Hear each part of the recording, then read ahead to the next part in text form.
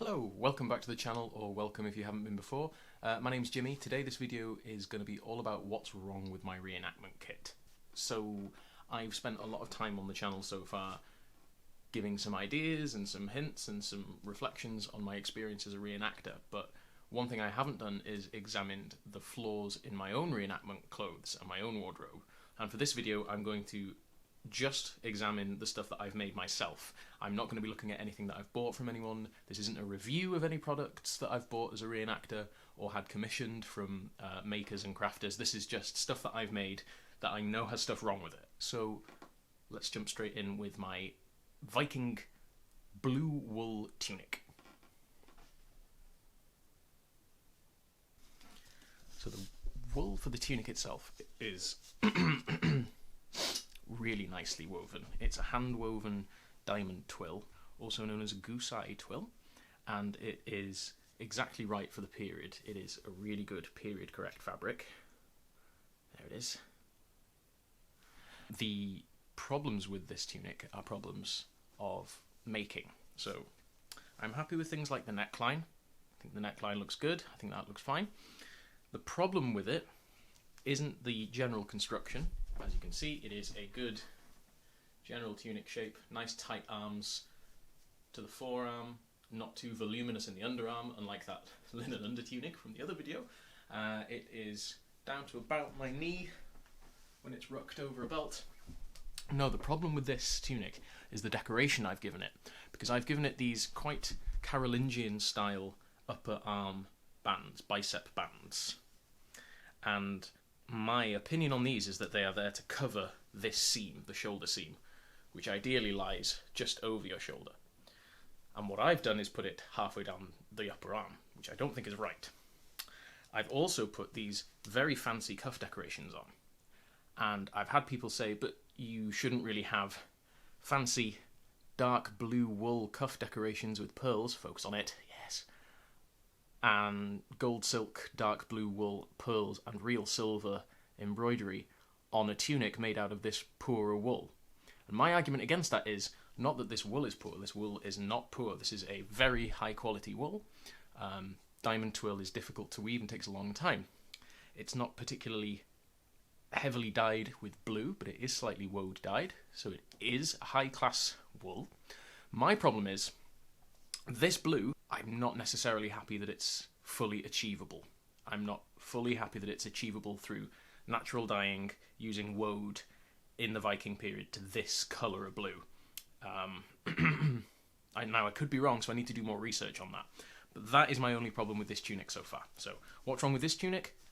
I'm not sure the decoration is period accurate. Moving on to my matching hose. So the hose for this tunic are made from exactly the same wool, from the same batch. Here they are. You can see they have an integral foot that's done really simply. At some point, I'm planning on doing a video on how to do these feet. They have a single seam running up the sole that felts down really nicely, so you don't actually feel that. It's not uncomfortable at all. And the foot joins the actual hose just at the top of the foot there. So, foot, leg. The leg goes all the way down to the heel. I'm going to change my lighting just slightly. My light may fall over. If it does, I'm keeping it in. So yeah, it goes up to about mid-thigh. This is where it is attached. There's a little eyelet just here that attaches the hose to the brays, the big giant underpants, more on them later. And then they are fitted, shaped down to the foot. So, what's wrong with these hose? Not much. These are really good hose, if I do say so myself. They're quite high. I'll try and do a little kick. So they come up to about here on me, which is pretty good. The problem with them is they're fitted to the leg, and we don't have, I don't think, too many surviving hose from the Viking period that are fitted to the leg. But I can't see any other way of getting them to give that classic fit other than to give them this skinny jean profile. They're cut on the bias to give them extra stretch. So in theory, I could have cut these straight quite tightly to the leg, but straight rather than having a bulge out for the calf there. And they might have gripped my leg enough to give me that nice tight, skinny look. So what's wrong with my hose? I'm not convinced that having them completely shaped to the profile of the leg is something that was common in the period. But let's move on to the next layer, which is the brays. So my brays are my big baggy Viking underpants. They feature in a couple of my videos now. They have a linen drawstring. Here it is. It's integral to the waistband. So we've got a drawstring inside the waistband. They're long, they're baggy, they're made of linen, they're pretty rough. They have a separate seat piece that goes right the way around to the crotch, where we have two triangular gussets inset in the crotch there, so that I don't tear the crotch out again. And they're pretty good, they're okay, they're rough, they're super rough. Let me just give you a look at some of the stitching on this that I did several years ago. So yeah, look how rough. Come on, there it is. So that's pretty rough looking stuff. And I'm a big proponent of your underwear having the finest stitches possible. And I'm a big proponent of your underwear having the finest stitches you can manage. I'm talking, you know, a stitch every couple of millimetres if you can manage it. They have eyelets at the waistband here, worked in red linen thread, mostly, so that you can tie your hose onto the brays so that they become effectively a pair of trousers. And what's wrong with these mostly is a couple of things. They're made of quite rough linen, whereas I'm fairly sure most of the brays of the period would have been made of a slightly nicer linen than this if it was available, which it is, so I should use it. The sewing is very rough on them. I have worn these for a couple of years before I rolled the hems even on them, which is pretty bad practice really for a historical clothing maker. They're okay. So I think the main problem with these is the roughness of the making. These should have been made a lot more carefully. I do plan to make a one-day make of a new pair of brays, so I will have to sew so quickly, so small, later this year. But yeah, my brays could have been made better. They are very rough. They're quite simplistic, but I think the period brays were. So other than the roughness of the making and the rough linen, these are okay, I think. Moving on to my Viking trousers. This is a bit of a deep one. Whoops. Okay, the Viking baggies. Look how wide. They're so wide. They're so wide. They're so wide. So these are my big trousers, hose, brays. What are they? Trousers or breeches. They are designed to be worn at the waist, and they come down to about my shin. The excess is then tucked into either a pair of stockings, like a pair of half-length hose, or into your leg wraps, or both. And I'm pretty sure both is a much more period option. They have an integral waistband just like the brays. They are basically made exactly the same as the brays. They have the separate seat piece and the separate crotch, which runs right the way to the back. They have two triangular gussets just here. They are ungathered at the knees. They're actually ungathered at the waistband. The waist is gathered in using this integral belt, this tablet woven belt. Problems with this abound. So number one, the tablet woven belt. I made this tablet woven belt years ago. It is made from wool, I promise. Obviously this isn't naturally dyed, period appropriate wool. This is just double knitting wool, which is way too chunky. We don't have any tablet weave from the Viking period made from wool this chunky. It's all supposed to be, if it's made of wool, about this fine. So that's really fine compared to that. This bad, this good. Okay, my fiance actually made this for me, so thank you, love. Moving on from that, there are internal seams that have not been finished. There are big bits of scrap fabric in here that I should have trimmed down. So that's just an unfinished seam, which is gross. The stitching itself, I'm quite proud of. It's all sewn with a very strong back stitch that's gone really well. The waistband, I'm conflicted about the waistband. I don't know if they would have had this as a fitted waistband with a belt in it, with a drawstring belt in it. I think they probably would have done on reflection, because this is a pain. These are really wide trousers. They are about 2 meters wide when unrolled at the waist. So I think having it in a permanently gathered waistband is probably what they would have done. The ungathered legs as well. Ungathering at the knee means I have to gather them into the hose or the leg wraps every single time. I don't know about this. I don't know if they would have gathered them into a knee band or they would have left them like this. We have images of Vikings on stones wearing ungathered, shorter trousers, sort of shin-ish length trousers, so I'm leaning towards this being okay. I'm not sure about the waistband. The main issue with these trousers is they are completely conjectural. The only bit of Viking trousers we have is like we have a piece of groin, we have a bit of this here. That's the only bit of these Viking baggy pants we have surviving. And you see all kinds of options that people have created that are all reenactorisms. So the ones with the short tubes at the bottoms, that's a reenactorism. That's not based on any material evidence. That's an interpretation. My final problem with these is I had to piece the waistband. So you can see that horizontal seam there. I made the waist way too low and I had to piece it. And this affects the way that they fold. So they don't fold properly. They don't give me those nice deep, long creases all the way down the leg that you see in picture stones. So these are Mark I Viking baggies. I shall make another pair of them one day. The striped fabric, incidentally, is absolutely fine for the Viking period. You get lots of complaints from people saying they didn't wear stripes. They did wear stripes, but they were very fine stripes. So these stripes are less than an inch apart. They could even be more closely spaced than that. But they certainly weren't ubiquitous. So stripes for an elite man, such as myself, they're okay. Next, under tunic. Okay, so this is my brand new under tunic. I've already made a video about this, so feel free to go and have a look at that. It's got a good neckline, it's got a drawstring neck, which we know was used in the period.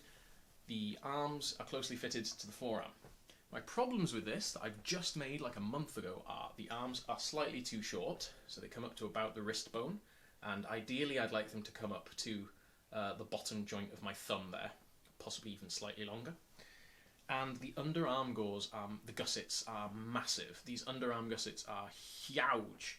They're 4 inches square, and they did not need to be 4 inches square. I could have halved that. I could probably even have left these out. So underarms, these, I now look like a flying squirrel when I wear this. If I put my arms out and the wind catches me, I will take flight like a majestic bird. Other than that, it's made from nice fine linen with a period appropriate thread count. I think something like 25 to 30 per inch, but I can't remember off the top of my head, sorry. It's sewn very neatly, it's sewn very evenly and nicely, it's symmetrical, it's well made. But yeah, the sleeves, a little bit too short, which is kind of gutting after all that work. But there we go. So next, I'm going to move on to my lower status Welsh tunic. So this is a slightly lower status tunic. It's actually made from the same weave of wool. It's made from a diamond twill, but this is just raw, undyed, slightly fluffier, slightly more sheep-like wool. So as you can see, it doesn't have that nice blue tinge to it. I'm very proud of this tunic. The sleeves fit really nicely. It's slightly longer, so it's actually ankle length, with the side gauze, the classic early medieval side gauze, but I'm not happy with the decoration on it. Once again, it has finger loop braids going up the side gauze. That's based on the Llangors tunic, the Llangors textile. I shouldn't call it a tunic, we don't know it was a tunic. I interpret it as a tunic. So the Llangors textile is a beautifully embroidered linen textile with finger loop braid decoration going up some of the gauze, some of the seams of some gauze. And I've applied finger loop braiding to it. My finger loop braiding is garbage. This stuff is falling apart and it should have been done tighter and better. So I'm not happy with the finger loop braiding on this tunic. Apart from that, it's pretty much okay. So I need to brush up on my finger loop braiding skills.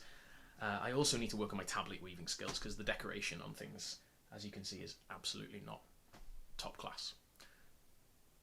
Final piece, my cloak. I love my cloak. This is an orange wool cloak. It's just a tabby weave that's now quite old. It's a second-hand piece, actually. It's just a big old square tunic. Tunic? Cloak. It's a big old square cloak in orange wool. The orange looks a little bright under this lighting, but from the side on, it's fine. It's just a terracotta orange. You can get this with madder dye. It's very, very achievable period colour. And I have turned this into a practice piece, which is something fairly common. So it has all kinds of interesting Viking Age motifs. I wonder if it will detect the face. Are you a face to this camera? No, you should be a face, because this is the Mammon face. This is a large Mammon face. So this is based off the Mammon find, which is a Viking period find from Mammon in, I want to say Denmark, that was, I think, the end of the 10th to the early 11th century. All of the motifs are slightly too big. They're all worked in cruel working wool, which is the wrong wool. It should have been worked in a nice fine wool thread. The colours are okay, but the work is super rough in parts. Like, this was me first learning to do embroidery like 5-10 years ago, 10 years ago now. So yeah, that's what's wrong with this cloak, is it has super rough work on it. But rough embroidery is period appropriate, as are mismatched motifs all over the place. And my favourite mismatched motif from the entire Mammon cloak is just the bum end of a leopard. So here is the back end of a leopard for you. Appropriate to the end of the 10th, early 11th century. I should have done this on a less felted fabric as well. This fabric is a little felty to be doing embroidery on. The original wasn't felted at all. So inappropriately sized, inappropriate medium for embroidering on. It's not perfect. My Viking shoes that I made, based on a pair of pamputis from the National Museum in Dublin. I will be doing a video on how to make these. They're super rough. They are a single piece of leather. You wrap it around your foot, you run a lace through it, it's a shoe. This is where those silly formal Highland brogues come from, which are just ridiculous modern things. They're not really Highland formal shoes from history, but these are pretty good. Construction-wise, they are appropriately rough. The only thing wrong with these is they're not made out of rawhide. They're vegetable tanned leather, and that is incorrect. Made out of the wrong materials, minus many points. So there you have it. That is all of the regularly worn stuff that I've made, and that's what's wrong with it. Some of the shapes are wrong, some of the fitting is wrong. The embroidery is bad. The conjectural nature of some of them means that maybe I just shouldn't have made them that way. They could have done with a little more thought and a little bit more research behind them. And I'm always trying to improve my kit. So if you have any items of kit that you feel like you need to work on or you need to improve, feel free to let me know in the comments what you're working on right now. We've all got bits of kit and bits of garb that we wear, and every time we put them on we go, oh, I hate this. I really need to fix everything about this stupid thing. So if you've got any things like that, share that with me. Sharing is caring. Please don't tell me I'm alone in this. Please tell me that other people feel this way about their kit and are constantly trying to make new things. Please help, I don't have money for fabric. So thank you so much for watching. I hope you enjoyed that. Get ready for Coco Vid, which is going to be happening in a couple of weeks' time. That'll be exciting. We've got more than 100 videos from the CosTube community that are going to be really, really interesting. I am involved in a couple of projects with that, so that's going to be really exciting. I hope you enjoyed this. Feel free to subscribe to the channel. It's been growing really nicely, and I'm really pleased to have all of you new subscribers. So hello to all my new subscribers. Thank you so much for joining me, and I will see you next time. Bye for now.